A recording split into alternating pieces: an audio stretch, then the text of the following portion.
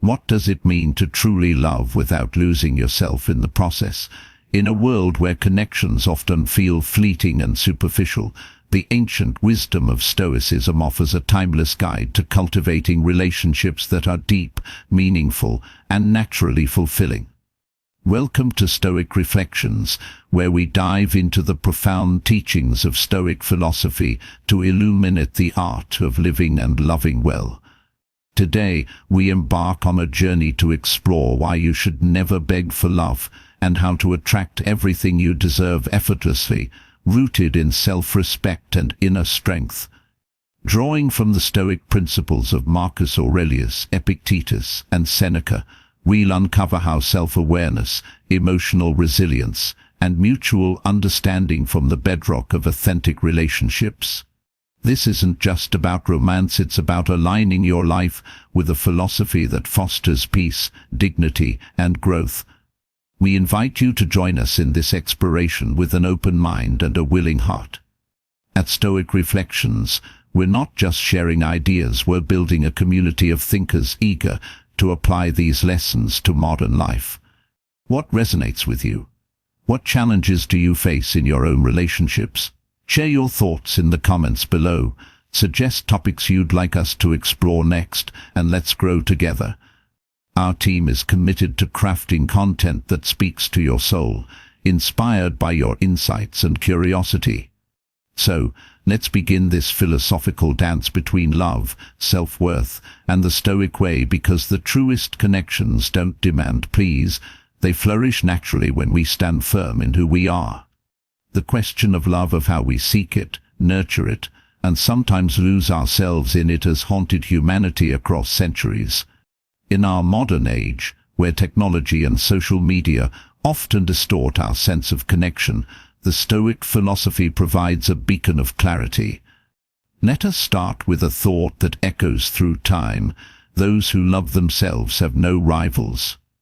This simple yet profound idea encapsulates the essence of our discussion today. Imagine stepping into the vast universe of your emotions, not as a beggar seeking scraps of affection, but as a being radiating confidence, a confidence so magnetic it draws others to you like the moon is pulled to orbit the earth. This inner strength, this unshakable self-assurance, becomes a gravitational force, effortlessly attracting those who resonate with your essence. You need not plead or chase. Instead, you become a presence that others are naturally drawn to explore. Stoicism, an ancient philosophy born in the bustling streets of Athens and refined in the marble halls of Rome, teaches us that the key to meaningful relationships lies not in conquest or endless giving, but in authenticity. To live as a Stoic is to embrace self-awareness, trust, and self-respect as the pillars of genuine connection. Picture yourself standing at the center of your own existence, not swayed by the fleeting whims of others' approval, but grounded in a deep understanding of who you are. This is the Stoic dance of love, a rhythm that flows without force, a harmony that emerges when we cease to beg and begin to be. Through this lens, we'll journey into the realms of personal growth and relational dynamics, where every choice we make shapes our destiny. Like stars in the cosmos, we are ever evolving, and by honoring our brightest selves, we invite relationships that mirror that brilliance. In today's world, the digital age complicates this pursuit. Social media paints illusions of perfection, while technology often distances us from the raw physical interactions that once defined human bonds. Building meaningful relationships has become a labyrinthine task, obscured by screens and superficial metrics of worth. Yet Stoicism, though ancient, speaks directly to this modern malaise. While it may not explicitly address romantic love, its wisdom, forged by thinkers like Epictetus, Seneca, and Marcus Aurelius, offers invaluable insights into the human heart.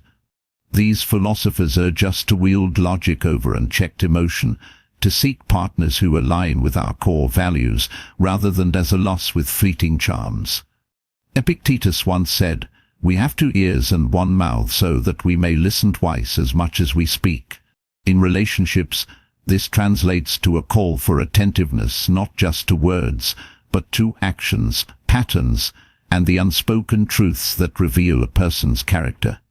Let us dispel a pervasive myth, love at first sight. Romantic tales and silver screens have long celebrated this notion, casting love as an impulsive blaze sparked by physical allure or an inexplicable chemistry. But Stoicism bids us pause. Love is not a treasure stumbled upon, glittering in the dust of a haphazard path. It is a garden, cultivated with care, demanding patience, commitment, and unwavering effort. To mistake infatuation or obsession for love is to court disaster. Relationships born of such confusion often spiral into toxicity, leaving scars that linger for years. Seneca's words ring true here. We suffer more in imagination than in reality. How often do we torment ourselves with fantasies of what could be, rather than grounding ourselves in what is? True love, Stoicism teaches, is a journey of mutual growth and respect, not a fleeting burst of passion that fades with the dawn. This perspective challenges our modern craving for instant gratification. In an era where satisfaction is sought with a swipe or a click, Stoicism calls us to invest in love as a lifelong endeavor. It's not about quick fixes or shallow thrills, but about nurturing a bond that deepens over time. To love truly is to admire not just who your partner is today, but who they are becoming, a process that demands patience and reverence. This aligns with the Stoic principle of living in harmony with nature, allowing love to unfold organically rather than forcing it into being. Such love is built on understanding, commitment, and a profound appreciation of another's virtues, not a desperate plea for validation, but a mutual exchange that enriches both souls. Consider the quality of your life, shaped so profoundly by the relationships you choose to cultivate. While our focus today is on romantic bonds, this wisdom extends to all connections, friendships, family, and even the relationship with oneself.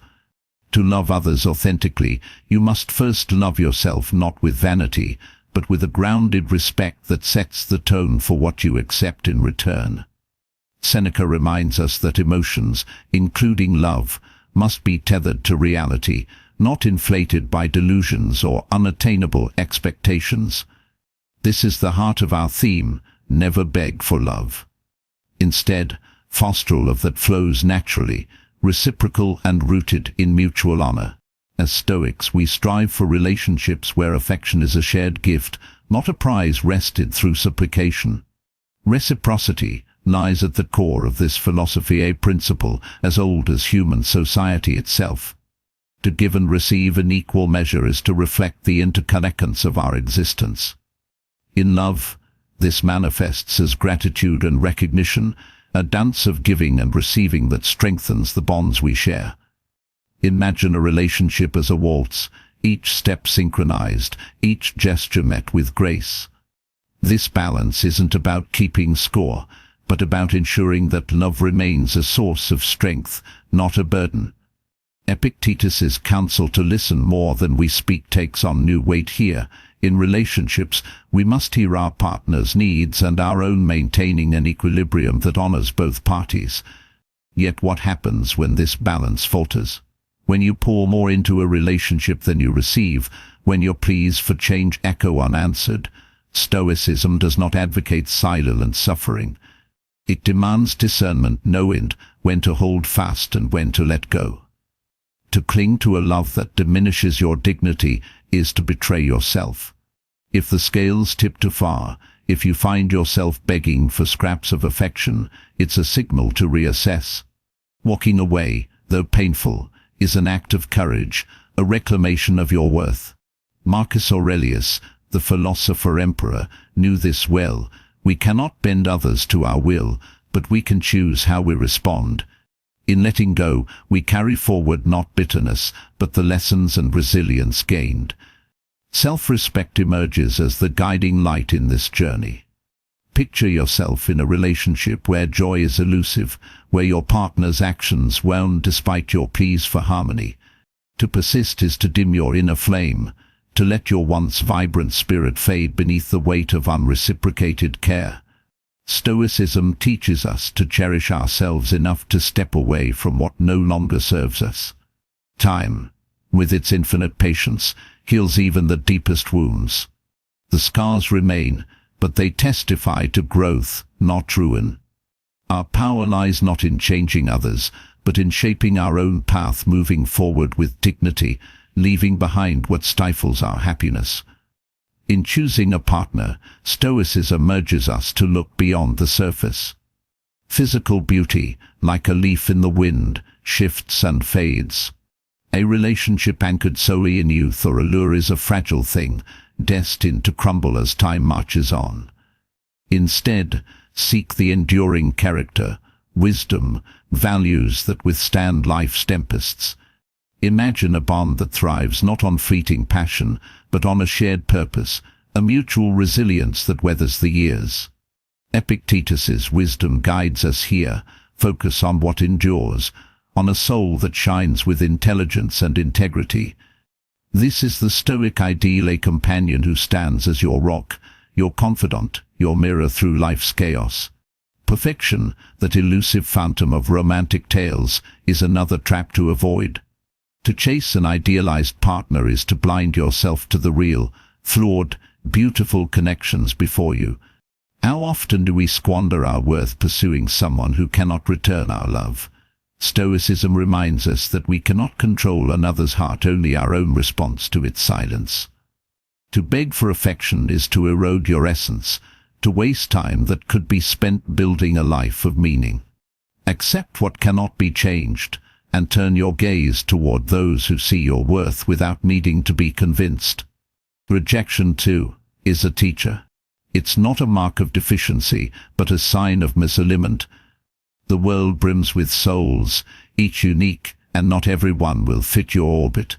Epictetus's words echo, "What matters is not what happens to you, but how you react to it."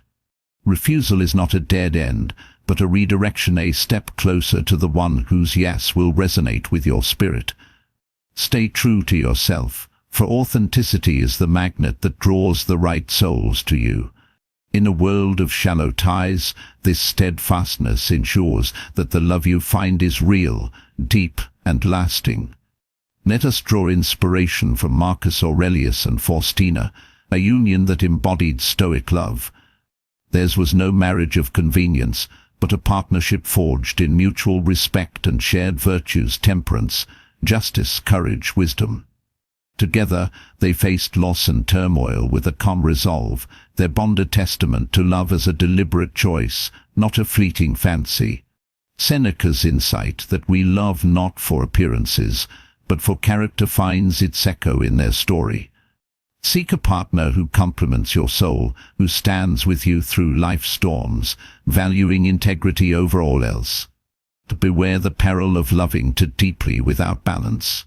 To pour your entire being into another, neglecting yourself, is to court ruin. A true story illustrates this. A young woman loved her partner of 3 years with fervor, only to watch him drift to another city, then another heart. Her pleas, her tears, her desperate journey to reclaim him yielded only silence. In the end, she walked away broken yet wiser, realizing that to love without self-regard is to exhaust your spirit. Love must not drown you, it must lift you, a tide that carries both hearts together. Even beyond romance, Stoicism warns against losing yourself to excess. Take the habit of staying up late, chasing fleeting relief from daily toil. A young graduate, overwhelmed by work, turned to sleepless nights for solace, only to find her health and spirit fraying. The lesson is stark: sacrifice your well-being, and you sacrifice your capacity to live fully. Sleep, like love, demands respect, a rhythm that sustains rather than depletes. So too with overthinking, endless worry over the trivial robs you of life's simple joys. Compare not, fret not, but embrace what is yours with gratitude. Life is precious. Love moderately to savor its sweetness without drowning in its depths. Rest well to rise unburdened. Think lightly to dwell in peace.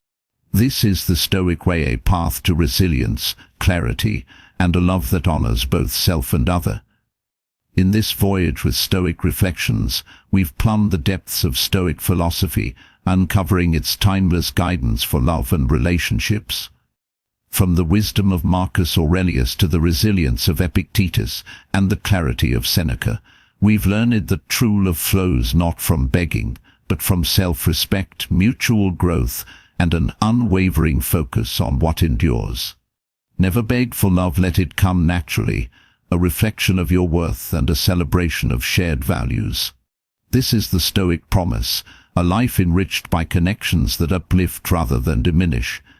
We'd love to hear from you what struck you most. How will you weave these insights into your own journey?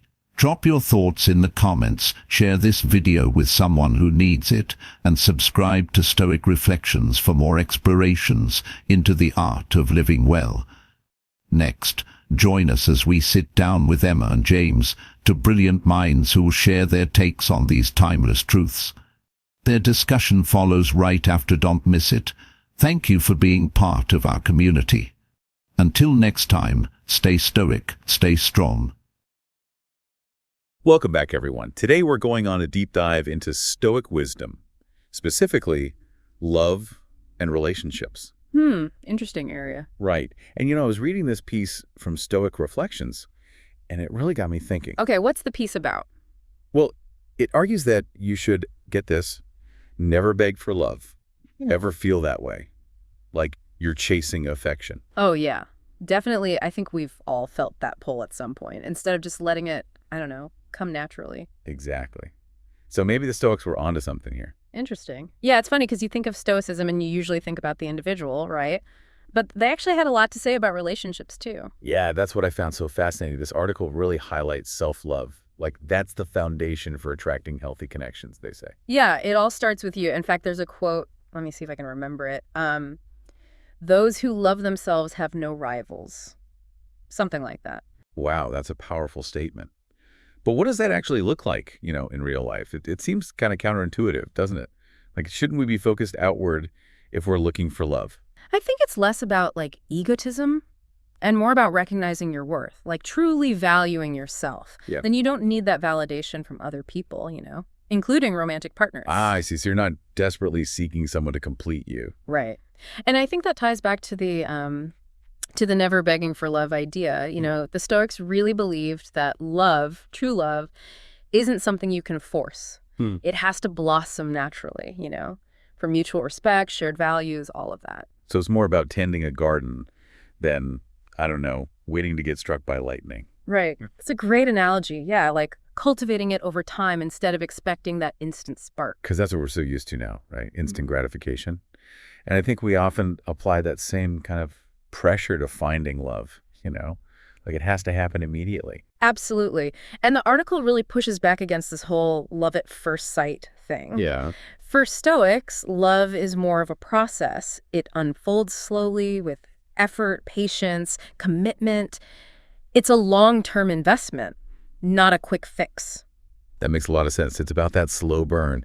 But then how do you actually cultivate that kind of love? What does that even look like? Well, the article actually talks a lot about listening. Okay, listening. There's even a great Epictetus quote, something like, "We have 2 ears and 1 mouth, so we may listen twice as much as we speak." Right, yeah. But how do you apply that to finding a partner? I mean, you don't want to be silent on dates, right? No, of course not. But it's more about, looking beyond the surface, really trying to understand someone, their character, their actions, their values, really paying attention. So it's about discernment. You're not just being swept away by personality. You're actually paying attention to those deeper qualities. Yeah. And this applies to all relationships, by the way. Oh, interesting. Think about your friendships, family. Are you really listening? Or are you just waiting for your turn to speak? That's such a good point. We can all get caught up in our own heads. So we've got self-love, cultivating love over time, really listening. Anything else the Stoics emphasized for having healthy relationships? Oh, yeah. One of the big ones is reciprocity. What's that? It's the balance of giving and receiving, in equal measure. Right. The Stoics believed that harmony comes from equilibrium, and that includes our relationships. Can't have one person giving and giving while the other just takes. Like at a dance, right? Right. Where both partners are in sync, giving and taking, leading and following. Exactly, like a waltz, yeah. And, you have to ask yourself, do I feel like I'm giving more than I'm receiving? Are my needs being met? Is there mutual respect, appreciation, That's such an important question to ask yourself. But what if the answer is no? What if you realize, like, hey, things feel off balance here? That's where discernment comes back into play. Right. Knowing when to hold on, when to let go. It's not always easy. Yeah, that's tough. This article said something like, clinging to a love that diminishes your dignity is betraying yourself. Something like that. Wow. That's powerful and true. You deserve to be in relationships that lift you up, not the opposite. Absolutely. Walking away from something that isn't serving you, that's not failure, it takes a lot of courage. And every experience, even heartbreak, it can help you grow, learn more about yourself. It's about choosing yourself, Yeah. which is an act of self-respect. Yeah. But then when it comes to choosing a partner, like, how do you actually apply all this Stoic wisdom? Yeah. What should you be looking for? Well, they talk a lot about looking beyond the superficial. Physical beauty fades, Yeah. but character, wisdom, those things last. Like they use the example of Marcus Aurelius and Faustina. Oh, yeah, the Stoic power couple. Their bond was based on mutual respect, shared virtues, Yeah. not fleeting attraction. It's about the long game. Yeah. But that makes me wonder, like, what qualities do you value most in a long-term partner? Ooh, that's a good question. I think for me, it's about finding someone who's kind, compassionate, but also has a good sense of humor. Someone who challenges me intellectually, makes me think, but also makes me laugh. Yeah. Someone who can make you laugh is so important. I think for me, it would be someone who's, I don't know, honest, trustworthy, and has a strong sense of self. Someone who's comfortable in their own skin. Yeah, independence is definitely important. And I think that ties into something else the article mentioned, the dangers of losing yourself in love, even when it feels really intense. Oh, absolutely. They tell this story about a young woman who just poured her whole heart into a relationship. And then, of course, it ended. Yeah. It's easy to get lost in that, when you're Yeah. so focused on the other person. Yeah, and the Stoics believed in moderation in all things, even love. Oh, interesting. Like love should lift you up, not drown you. It's about finding that balance, passion, but also self-preservation. So you're not sacrificing your own needs, interests, connections, even within a loving relationship. Right. Your happiness, it shouldn't depend entirely on someone else. It should come from within. That's such a powerful reminder. I'm glad we're talking about this because I think we often get so focused on romantic love. Yeah. But this is about so much more, right? Yeah. The article actually broadens it out to all areas of life. They even talk about sleep and overthinking. Okay, that's interesting. Those are definitely relatable struggles, right? Like who hasn't tossed and turned at night or gotten stuck in their own head? Exactly. Everyone goes through that. Yeah. But the Stoics, they saw these things as opportunities to practice those same principles. Self-control, resilience, all of that. I never thought of it that way. So how did they approach something like sleep? I mean, they didn't exactly have sleep tracking apps, right? No, they didn't. But they had an understanding of natural rhythms, living in harmony with nature. Okay. And they recognize that if you don't get enough sleep, it affects everything. Your mood, your energy, your focus, even how you interact with others. It impacts your whole life. Yeah, it creates this ripple effect. And so for them, it wasn't just about physical health. It was about cultivating a balanced life. So it's not a luxury. It's essential for well-being. Exactly. And I think that applies to so many areas, It makes you realize that even those small, everyday things, they matter. Oh, they definitely do. They matter a lot. And how you approach them, it can make a huge difference. This is giving me so much to think about. I feel like we've only scratched the surface of what Stoicism has to offer when it comes to love and relationships. But it's really making me rethink some things. Me too. It's making me think about my own life, my own relationships, and how I can approach them with more, intentionality. That's the perfect word, intentionality. And I think that's a great place to pause for now. We'll dive back into all of this in the next part of our deep dive. I can't wait to hear more. Me too. There's so much more to explore. This is just the beginning. So, we were talking about applying all these Stoic principles to our lives, but I was thinking, it's easy to talk about it all theoretically. What about when you're actually in it? Like when those relationship challenges hit? Yeah, you mean when things get real. Exactly. How does Stoicism help you in those moments when I don't know, love feels unbalanced or even painful. Well, I think that's where the Stoic emphasis on self-control comes in, that emotional resilience. Okay. The article reminds us that no relationship is perfect. There will be times when you're hurt, disappointed, maybe even betrayed. And that's where Stoicism can really help. It gives you tools to deal with those tough emotions. I could see that.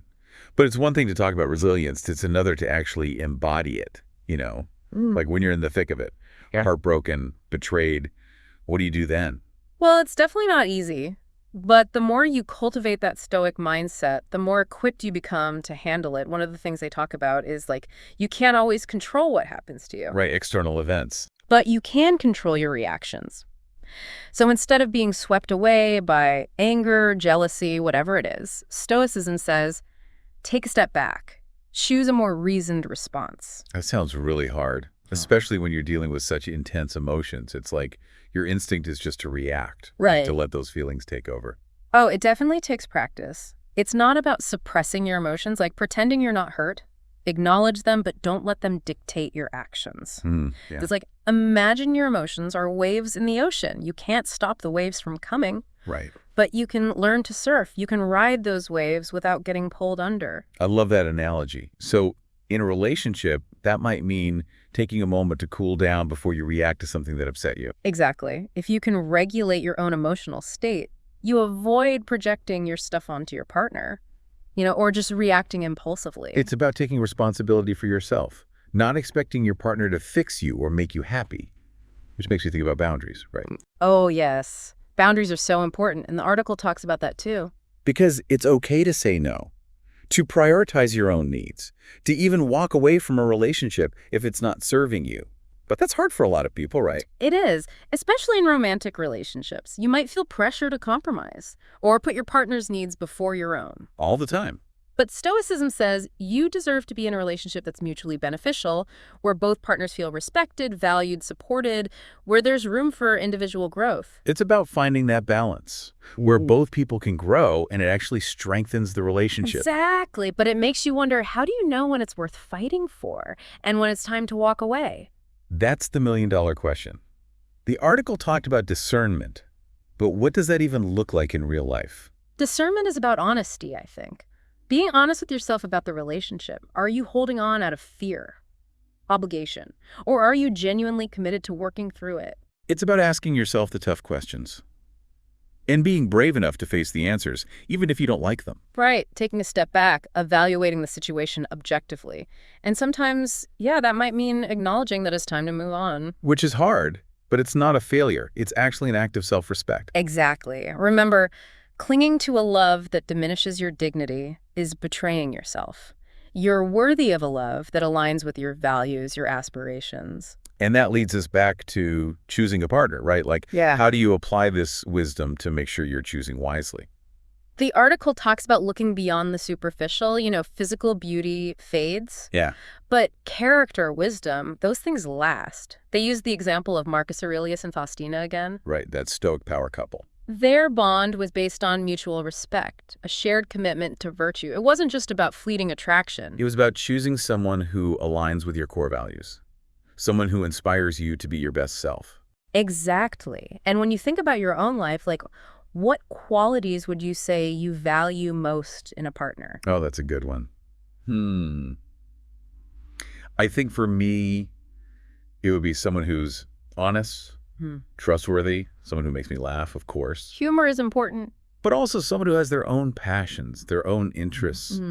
Someone who's not clinging to me for their happiness. Independence is definitely key because, and this is another point the article brings up, you don't want to lose yourself in love, even when it feels really intense. I've been there. It's so easy to do. It is. But, the Stoics believed in moderation in all things.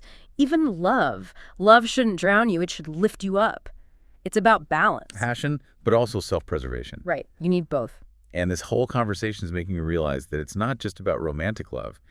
These principles apply to all kinds of relationships, right? Absolutely. The article even uses examples like sleep and overthinking. How do you approach those everyday struggles? Okay, yeah, let's talk about that, because we all deal with those things. Tossing and turning at night, getting stuck in your head. What did the Stoics have to say about that? Well, they were big on mental discipline. They understood that your thoughts have power, They can affect your emotions, your well-being. And so they develop techniques for managing those thoughts. Techniques? Like what? Like negative visualization. Okay, that sounds kind of intense. What is that? It's basically imagining the worst-case scenario. Wait, why would you do that? Aren't we trying to avoid negative thoughts? It's not about dwelling on negativity, it's about perspective. By facing your fears head-on, you often realize they're not as bad as you think. So you take away their power. Exactly. And it can also make you appreciate what you have right now instead of worrying about what might happen. That makes sense. Focusing on gratitude instead of fear. Right. Another technique they talked about is cognitive reframing. Okay, what's that? Challenging your negative thoughts and consciously replacing them with more positive ones. So instead of saying, I'm a failure, you say, I made a mistake, but I can learn from it. Something like that. Exactly. Shifting your focus from problems to solutions. And this applies to relationships too, you know? Oh, totally. Like how often we personalize things in a relationship. All the time. And assume our partner's actions are a reflection on us. Like they don't care about me because they didn't do the dishes. Instead of maybe thinking, hey, maybe they're just stressed right now. Or we need to talk about how we divide chores. It's about communicating your needs clearly, working together to find solutions, instead of blaming and getting resentful. Exactly. And clear communication. That's another big thing in Stoicism. Because it's hard, especially when emotions are running high. Oh, it is. But the Stoics, they believed in self-control, even in conflict. You know, striving to speak and act with reason, with kindness. So pausing before you react, choosing your words carefully, remembering that the goal isn't to win. Right. It's about understanding and being understood, and being willing to listen to the other person's perspective, even if you don't agree with it. It's about that growth mindset we were talking about earlier. Even conflict can be an opportunity to learn. Absolutely. Stoicism teaches us that challenges are inevitable in life, in relationships. And instead of fearing them, you can use them as opportunities to practice your virtues, to strengthen your resilience, to understand yourself and others better. Man, this deep dive has been eye-opening. It's amazing how these principles, they're so old, but they still apply to our lives today. They're timeless, aren't they? Stoicism offers this framework for navigating life, for being human, basically. With more clarity, courage, compassion, it's not just about romantic love, but how you connect with everyone. And it all starts with you. Self-love, inner strength, building that foundation. This has given me so much to think about, both for my own relationships and just how I approach life in general. Me too. Yeah. It's really making me think about how I can incorporate these principles into my own life. And maybe that's a good place to pause. We can pick back up in the next part of our deep dive. There's still so much to explore. Yeah, definitely. We're just getting started. So we were talking about sleep and overthinking, those everyday things that can really trip us up. Yeah, and how the Stoics saw them as these opportunities for growth. Right. It's easy to just dismiss them, Yeah. but they can really affect your well-being. And your relationships too. It's all connected, you know. Absolutely. So with sleep, like how did the Stoics even approach that? I mean, they didn't have all the gadgets and apps we have today. No, they didn't. But they had this deep understanding of like natural rhythms, living in harmony with nature, that kind of thing. Interesting. And they knew that neglecting sleep, it can really mess you up, your mood, your energy, your focus, everything. Yeah, you're definitely not your best self when you're sleep deprived. And that can definitely cause problems in your relationships. Absolutely. It's like this chain reaction. So for the Stoics, prioritizing sleep, it wasn't just about being physically healthy. It was about living a more balanced life in all areas. So it's not a luxury. It's actually essential. Yeah, if you want to show up as your best self in your relationships and everything, you need to rest. Okay, that makes sense. Now, what about overthinking? That's a big one for me, I'll admit it. Oh, yeah. Overthinking is tough. But the Stoics were like masters of mental discipline. How did they do this? They had all these techniques, you know, for managing those thoughts, cultivating inner peace. Okay, I'm all ears. Tell me more about these techniques. Well, one of them was called negative visualization. Sounds a little scary, but yeah, a little bit. But it's basically like intentionally imagining the worst case scenario. Wait, why would you do that? Aren't we trying to avoid negative thoughts? It's not about dwelling on the negative. It's about gaining perspective. Yeah. Because when you face those fears head on, a lot of times they're not as bad as you think. So it's like taking away their power. Exactly. And it can also make you appreciate what you have in the present moment. Instead of constantly worrying about the future? Right. Focus on gratitude, not fear. Another technique they used was called cognitive reframing. Dude, what's that? So it's about challenging those negative thoughts and then consciously replacing them with something more positive or realistic. So instead of saying, I'm a failure, you say, okay, I made a mistake, but I can learn from it. Like Exactly. It's about shifting your focus from problems to solutions. And you can use that in relationships too. Right. Oh, totally. We were talking about personalization earlier, remember? Yeah. Like, they don't care about me because they didn't do the dishes. Cognitive reframing can help with that. Maybe instead you think, okay, maybe they're just stressed right now. We need to have a conversation about how we divide chores. It's about communicating clearly, finding solutions together, instead of getting all resentful and blaming each other. Right. And communication, that's another area where the Stoics had a lot to say. They were all about honesty, directness. Which can be hard, especially when you're upset. Oh, definitely. But they believed in self-control, even in conflict. Speaking and acting with reason, kindness, no matter what. It's about taking a breath before you react, right? Choosing your words carefully. Remembering that it's not about winning an argument. Exactly. It's about understanding each other and being willing to listen even when you disagree. Which, brings us back to what you said before. Even conflicts can be an opportunity for growth. Absolutely. Stoicism teaches us that challenges are just part of life, part of relationships. And instead of fearing them, you can use them to practice your virtues, to become more resilient, to deepen your understanding of yourself and others. Wow. This deep dive has been incredible. It's amazing how all this ancient wisdom, it still applies to our lives today. I know, it's so timeless, right? It's like this framework for navigating life, for just being human. And it's not just about romantic relationships. It's about everything. It's about how you connect with yourself, with the world. And it all starts from within, building that inner strength, that foundation. I feel like this has given me so much to think about. Me too. It's making me want to really study this more, and see how I can incorporate these principles into my life, actually live them. Absolutely. This has been such a rich conversation, so insightful. Thank you so much for sharing your wisdom with us. It's been my pleasure. And remember, the journey doesn't end here. Keep exploring, keep learning, keep growing. That's the beauty of it. And who knows what you'll discover along the way. Maybe you'll even surprise yourself. That's a great note to end on. So to all our listeners out there, thank you for joining us on this deep dive into Stoic wisdom. We hope you found it as thought-provoking as we did. And remember, the journey to fulfilling relationships, it starts with the journey inward. So take care of yourselves and keep those Stoic principles in mind as you navigate life and love.